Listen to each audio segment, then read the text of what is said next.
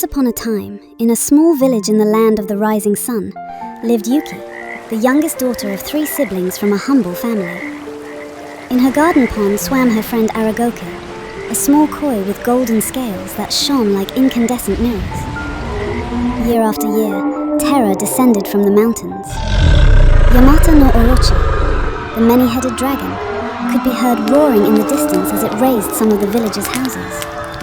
The villagers hid, trembling, until the beast returned to its lair. The spring of the following year was different. The dragon completely destroyed Yuki's home. While her parents and siblings hid from the fearsome beast, Yuki ran to her garden. "Hold on, my friend." Yuki took ARAGOKE in her hands and carried him to the nearest lake.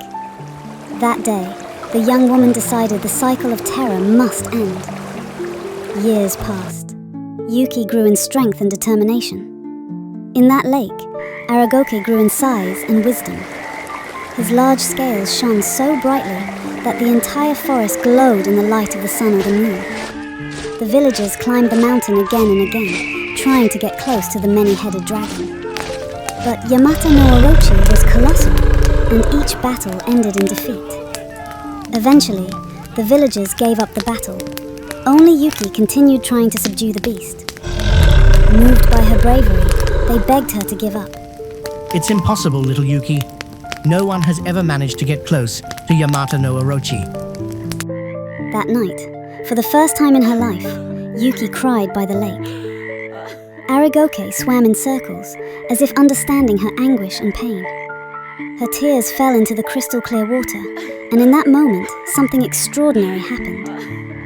ARAGOKE began to glow with the light of 1,000 suns. His scales transformed into celestial armor that clung to his body like a second skin. That night, Yuki faced Yamata no Orochi for the last time. The battle was epic, fire and brute force against an unbreakable spirit. Why do you keep fighting, insect? Roared Yamata no Orochi, his voice echoing like 1,000 storms. People have abandoned you.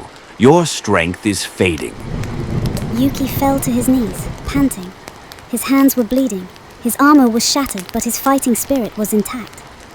Suddenly, moonlight covered the entire forest, and immediately, ARAGOKE's armor began to shine, with such intensity that it blinded the enormous animal, allowing Yuki to deliver a lethal blow to the beast's heart, causing it to collapse immediately.